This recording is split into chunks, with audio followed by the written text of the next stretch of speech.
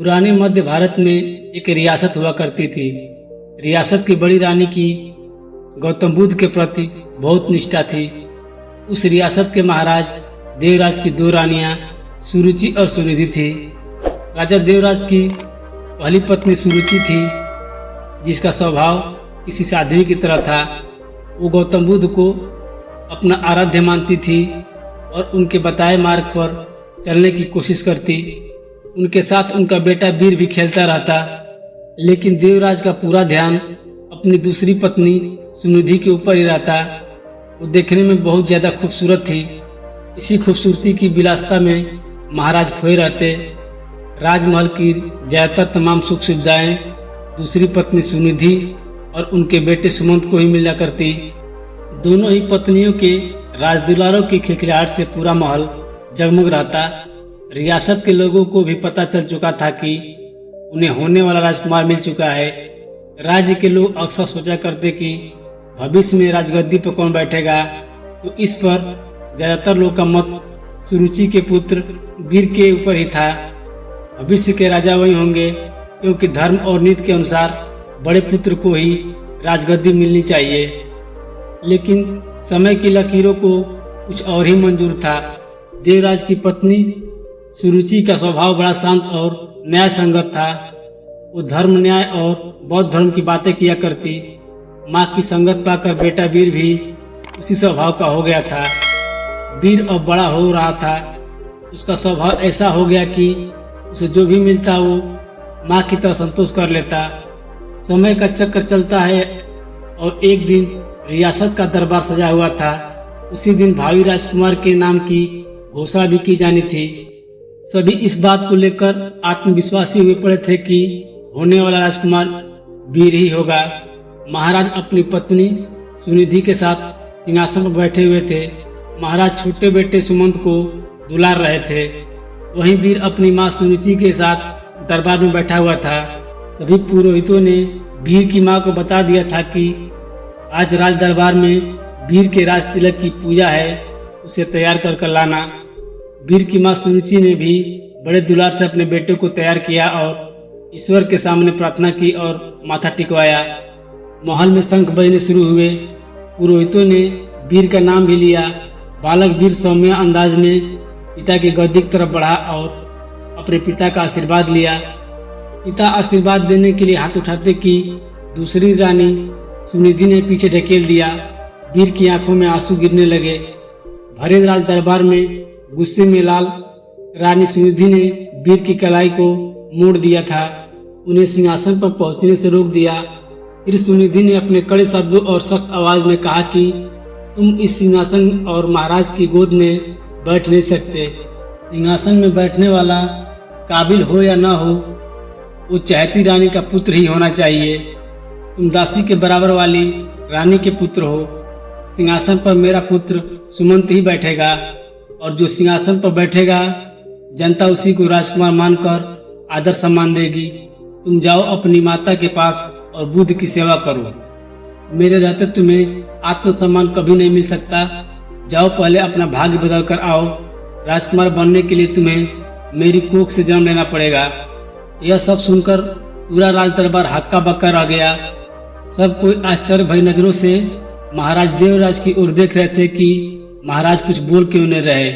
लेकिन महाराज बोलते भी क्या, वे नजरें झुकाए बैठे थे, क्योंकि उनकी आंखों और मन पर तो रानी सुनिधि की खूबसूरती और विलासिता का पर्दा पड़ा हुआ था। ऐसे में भला वो रानी का विरोध कैसे कर सकते थे। अगर वो रानी का विरोध करते तो उनकी विलासिता भरी रातें कैसे रंगीन होती, खूबसूरत जिस्म का आनंद लेने से वंचित हो जाते। वीर को अपनी सौतेली माँ की बातों से ज्यादा बुरा अपने पिता के चुप रहने पर लगा। कुछ देर बाद वे राजमहल से बाहर चला गया। संध्या आरती का समय हो चला था। वीर की माँ सुरुचि ने वीर को अपने पास बुलाया। वीर का चेहरा देखकर वो घबरा गई। वीर ने उससे कहा कि माता, पिताजी हमारे साथ ऐसा क्यों करते हैं? अब हमारा क्या होगा? क्या मुझे कभी किसी का मान सम्मान प्राप्त नहीं हो पाएगा? जवाब देते हुए वीर की माँ ने अपनी उंगली से मंदिर की तरफ इशारा किया। वो कमरा कुछ दूरी पर था और उसमें महात्मा बुद्ध की प्रतिमा रखी हुई थी। वीर ने इशारा करते हुए पूछा, वहाँ क्या है माँ? जवाब देते हुए माँ बोली, वो महात्मा बुद्ध हैं, वहीं तुम्हें सिद्ध बनाएंगे, उनकी शरण में जाओ। बुद्धम शरणम गच्छामि। ये पंक्ति सुनते ही वीर ने बहुत अच्छा महसूस किया। सुरुचि बोली, बेटे तुम्हारे लिए इस सिंहासन से भी कहीं बड़ा और आगे का सिंहासन बना हुआ है, इसलिए इस सिंहासन का लालसा व मोह त्याग कर उस बड़े सिंहासन को प्राप्त करो। लेकिन उसे पाना इतना आसान नहीं है। जीवन के उस सिंहासन तक मैं महात्मा बुद्ध की शिक्षाएं ले जाएगी। लेकिन वीर को अभी यह समझ नहीं आ रहा था कि माँ आखिर किस तरह के सिंहासन की बात कर रही है, जो राज सिंहासन से भी कहीं बड़ा है।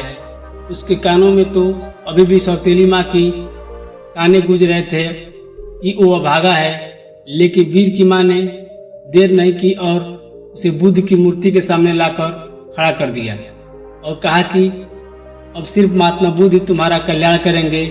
तुम उन्हीं के बताए मार्ग पर चलो, उनकी शिक्षाओं का अनुसरण करो, तुम्हें पता चल जाएगा कि जीवन का असली सुख क्या है। वीर ने माँ से सवाल किया कि माँ, क्या बुद्ध का स्थान पिता से भी बढ़कर है? वीर की माँ ने मुस्कुराते हुए कहा, महात्मा बुद्ध सबसे ऊपर है। माँ की इस बात से वीर ने प्रेरित होकर कहा कि माँ, अब से मैं बुद्ध जी के गोद में ही बैठूंगा, उन्हीं के बताए मार्ग और विचारों का पालन करूंगा। मैं कठिन से कठिन साधना करके उन्हें प्रसन्न करूंगा, उनकी शिक्षाओं को अपने जीवन में उतारूंगा। वीर ने बड़े दृढ़ निश्चय से कहा कि देख लेना माँ, एक दिन बुद्ध मुझे अपनी गोद में जरूर बिठाएंगे। रानी सुरुचि अपने बेटे की इस मासूम बातों को सुनकर हैरान थी। माँ ने वीर को गोद में उठाया और कहा कि पूरे मन से बुद्ध की बातों का अनुसरण करो। वीर भी गोद से उतरते हुए जवाब दिए, आज से मेरे आराध्य बुद्ध हो गए हैं। कुछ ही दिन में वीर बुद्ध की रोजाना नियमबद्ध उपासना करता हुआ ध्यान मग्न रहने लगा। वीर अब राजमहल छोड़ने का फैसला कर लिया। जो लड़का कल तक अपनी माँ के पल्लू में छिपा घूमता रहता था, वो आज राजमहल छोड़कर जंगल जाने का फैसला ले रहा है। इतने बड़े फैसले और जीवन परिवर्तन से सभी हैरान थे और माँ को भी चिंता हो रही थी। माता पिता को प्रणाम कर वीर अब बुद्ध ज्ञान लेने जंगल की ओर निकल गया। महाराज देवराज को भी अपनी गलती का एहसास होने लगा, लेकिन अभी वो कुछ ना कर पाए। वीर बुद्धम शरणम गच्छामि शब्दों का निरंतर जाप करता हुआ अपने पथ पर निकल गया। उससे दूर पहुंचने के बाद वीर की मुलाकात एक बौद्ध भिक्षु से हुई। वो एक कुटिया में रहते थे।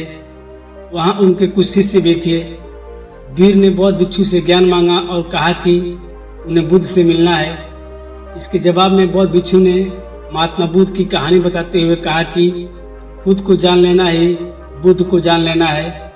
लेकिन फिर भी वीर ने बुद्ध से मिलने की जिद नहीं छोड़ी। तब बौद्ध भिक्षु ने कहा, तुम अभी आराम करो, मैं कल सुबह तुमसे बात करूंगा।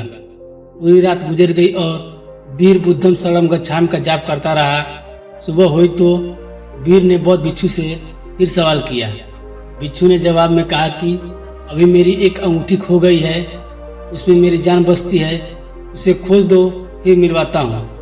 वीर ने पूरे मन से उस अंगूठी को खोजने में लग गया। सुबह से रात हो गई, लेकिन अंगूठी नहीं मिली। फिर बौद्ध भिक्षु ने वीर को दिया लेने के लिए कुटिया के अंदर भेजा। वहां पहुंचकर वीर ने देखा कि अंगूठी तो अंदर ही संभाल कर रखी हुई है। यह दृश्य देखकर वीर को बहुत दुख हुआ।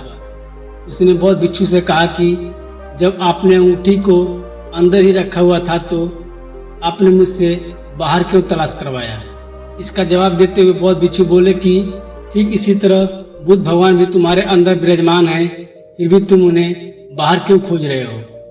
खुद को मोह, सम्मान, लालच, बुराई, अपमान, क्रोध, क्रूरता इसे ऐसे भावनाओं से मुक्त कर दो। किसी की बातों को बुरा मानना, क्रोध करना और किसी भी प्रकार की लालसा मन से त्याग दो। बस इतना ही करना, फिर देखना बुद्ध तुम्हारे अंदर ही मिल जाएंगे। इसके बाद वीर जब यह भी समझ गए कि बुद्ध एक साधारण पुरुष से कैसे महात्मा बुद्ध बने, तब इसका उनके मन पर बहुत प्रभाव हुआ और बहुत प्रेरित हुए। वीर ने अब गहरे ध्यान में डूबकर बुद्ध की उपासना आरंभ कर दी। जैसे जैसे वीर का ध्यान गहरा होता गया, उसी तरह वीर को आत्मज्ञान की प्राप्ति होने लगी। एक वक्त ऐसा आया कि वीर की सारी चाहतें मर गई। वीर के मन से सभी लालसाएं खत्म हो गई। वीर को अद्भुत आनंद का एहसास हो रहा था। लंबे वक्त तक नियमबद्ध तरीके से ध्यान करते रहने से उन्हें आत्मज्ञान की प्राप्ति हुई थी। अब वीर के मुख पर अद्भुत तेज देख लोग उन्हें महासंत कहने लगे। यह बात कुछ समय बाद मध्य रियासत तक पहुंच गई कि पर्वत की शिला में कोई बड़े प्रतापी तेजस्वी बौद्ध भिक्षु ध्यान में मग्न रहते हैं। राजमहल की तरफ से उन्हें बुलावा भेजा गया। रियासत की हालत ठीक नहीं चल रही थी, क्योंकि महाराज का दूसरा बेटा विलासिता में बर्बाद हो चुका था। सुनिधि का हुस्न और खूबसूरती भी उम्र के साथ ढल चुका था। वहीं दूसरी ओर वीर की समृद्धि दूर दूर तक फैलती जा रही थी। एक दिन था जब वीर को सिंहासन में बैठने के लायक नहीं समझा गया था। एक दिन और आया, बौद्ध भिक्षु के रूप में वीर ने राजमहल में कदम रखा। प्रजा की आंखों में आंसू भी थे और सम्मान भी। महाराज और सुनिधि हाथ जोड़े पछतावे के आंसू रो रहे थे। वीर की माँ के कानों में बच्चे वीर की बातें साफ साफ गूंज रही थी कि बौद्ध भिक्षु रूपी वीर ने सबसे पहले महात्मा बुद्ध की प्रतिमा को प्रणाम किया और कहा कि दूसरों की सेवा से बड़ी कोई विलासिता नहीं। कोई भी सिंहासन कोख से नहीं बल्कि काबिलियत से तय होता है। वीर ने राज सिंहासन का त्याग कर दिया और त्याग करने के लिए मंदिर रूपी कमरे की ओर चलने लगे। वहाँ वीर को देखने वाले लोग महसूस कर पा रहे थे कि जैसे कोई शांति की मूर्ति चल रही हो। बुद्ध की शरण में जाकर एक साधारण सा बालक वीर पर सिद्ध पुरुष बनकर लौटा था। दक्षिण भारत में आज भी यह कहा जाता है कि वीर को बुद्ध मंदिर की ओर जाते देखा था सबने, लेकिन वापस आते कभी किसी ने नहीं देखा। जब मंदिर के भीतर गए तो वहां पर बस बौद्ध भिक्षु के वस्त्र ही मिले थे। कहा जाता है कि वह सिद्ध हो चुके थे, उन्होंने बुद्ध की शरण ले ली थी। इस कहानी से हमें सीखने को मिलता है कि कर्म भाग्य से कहीं बड़ा होता है, जो परिस्थितियों को बदल देने की क्षमता रखता है। बुरा कर्म धीरे धीरे मनुष्य से एक दिन सब कुछ छीन लेता है। मन का चैन, सुख शांति, धन संपदा, वैभव सम्मान, प्रतिष्ठा। बुरा कर्म, गलत आदतें एक दिन मनुष्य का जीवन नरक बना देती है। इस कहानी से हमें यही सीखने को मिलता है कि ईश्वर सभी के अंदर है, इसकी खोज स्वयं में करें। ईश्वर की मौजूदगी का एहसास जरूर होगा। जीवन में कोई पाप न करें, हमेशा मदद करें और इंसानियत को जिंदा रखें। जीवन सफल होगा।